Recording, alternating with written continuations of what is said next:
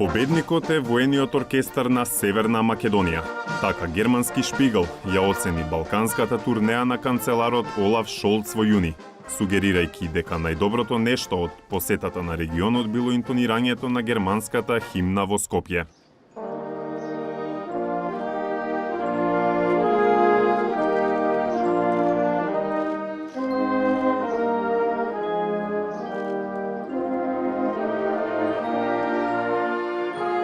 Оркестарот, кој според реномираниот весник направи германската химна да звучи моќно, работи во трошна барака во касарната Гоце Делчев во Скопје.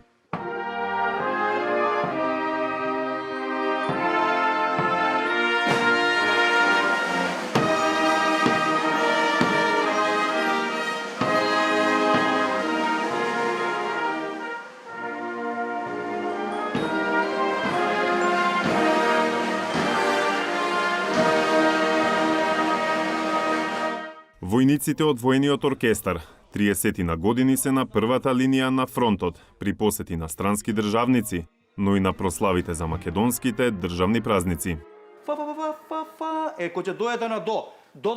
Признанието од Шпигел за подполковникот и диригент на воениот оркестар Горан Илиевски е чест и вреднување на нивниот труд.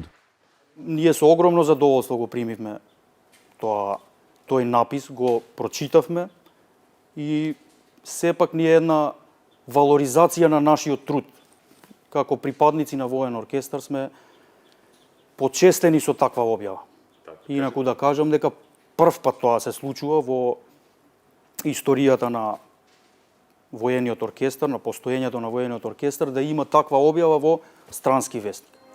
Германската не е единствената химна, што припадниците на воениот оркестар речиси постојано ја вежбаат.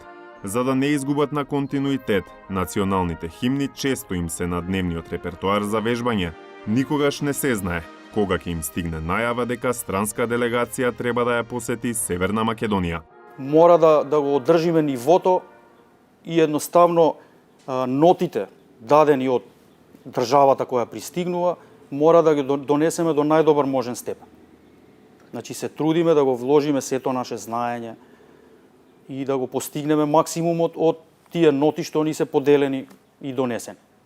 Претходно поделените и донесени ноти, сепак, не се единствените по кои свири оркестарот. Покрај националните химни и воени маршеви, припадниците на воениот оркестар неретко знаат да отсвират и нешто од традиционалната фолк музика, но и од популарните поп песни.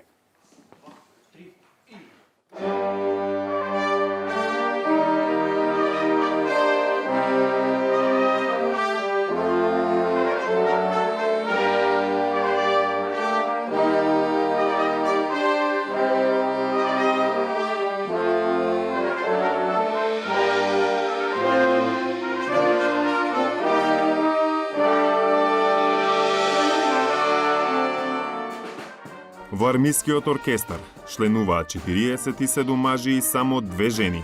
Мајора Нета Куртелова, 12 години, гордо ја носи армиската униформа и титулата прва флейтистка на воениот оркестар. Нашата работа е сврзана со протоколи.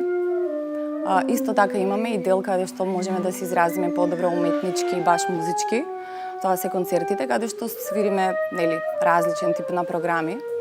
Мене лично ми е најдобро кога свириме концерт со филмска музика, со такви работи позабавни, бидејќи протокол е химни, маршеви, тоа е секојдневие и кога имаме концерти, кога треба да свириме нешто што не е стандардно, тогаш мене ми е најсупер.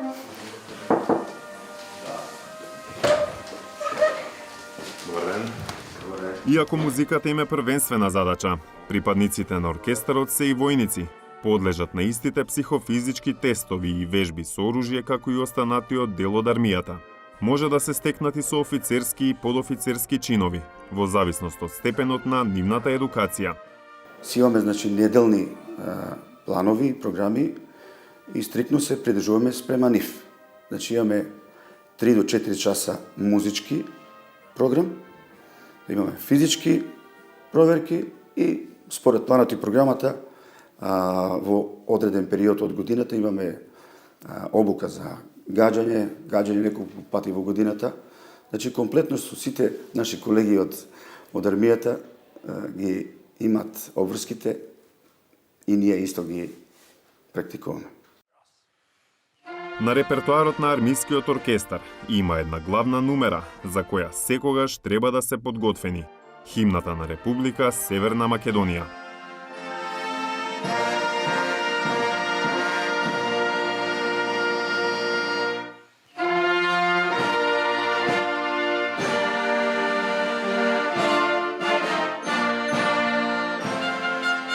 Повторно и повторно, македонската химна мора да биде доведена до перфекција, зашто и најчесто ја изведуваат, како на пример во петокот при посетата на италијанскиот претседател Серџо Матарела.